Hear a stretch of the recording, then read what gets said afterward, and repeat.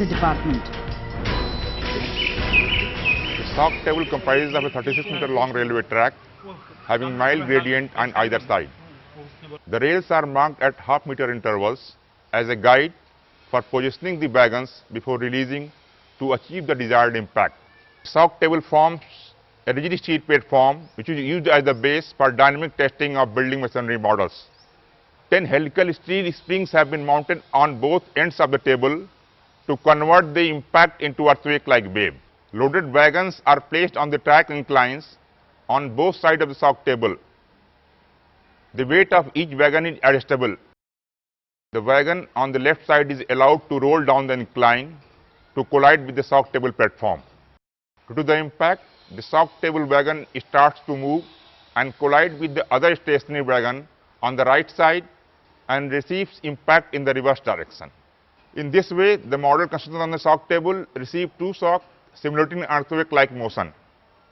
The intensity of the shock is controlled by positioning the loaded wagon at different distances on the track incline before release for rolling down. Two half-scale, single-room brick masonry models are constructed simultaneously on the shock table. The first model is constructed using popular construction techniques as we have been doing for years. This model has been constructed without any earthquake-resistant features. In the second model, all seismic strengthening arrangements specified in earthquake safety codes like vertical reinforcing bars at the corners, jam steel around the openings, and seismic band at lintel level are incorporated. As per chosen scale, half-size bricks are laid in 1:6 cement sand mortar, providing space for the vertical steel bars at the corners and near the openings.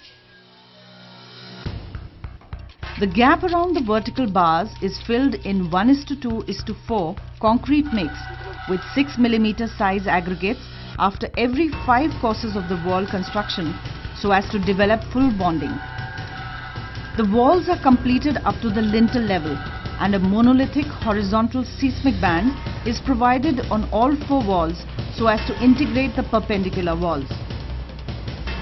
In the actual construction, vertical reinforcement is embedded in the plinth masonry into the foundation and is passed through the lintel band and anchored into the roof slab to develop its tensile strength. The reinforced concrete band has the same width as the thickness of wall.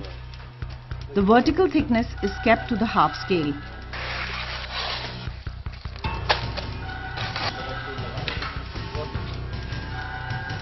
Then the wall is completed up to the roof level and the roof slab is laid as was done for the traditional model.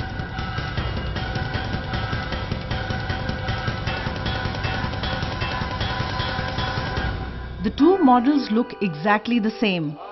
The traditional model is constructed using conventional techniques, while the earthquake-resistant model incorporates corner vertical steel bars, jam steel bars around the openings, and horizontal seismic bands on all the 4 walls at the lintel level. Which will be safe if an earthquake occurs? We shall see by impacting the shock table. Before testing, the table and models are instrumented using acceleration meter to measure the intensity of the simulated earthquake and the effect on the models. In the first shock, the loading wagon hits the shock table from the left side, simulating a low intensity shaking.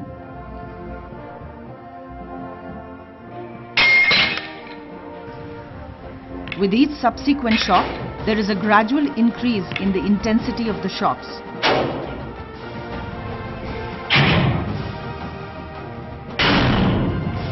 So, what do we see? Even after the 4th shock simulating an earthquake of severe intensity, no damage is seen in the masonry model with earthquake-resistant features. But the conventional model is badly damaged.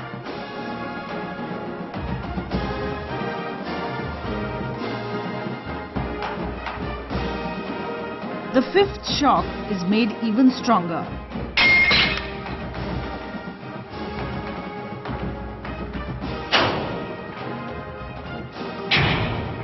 the model with earthquake resisting elements still remains undamaged.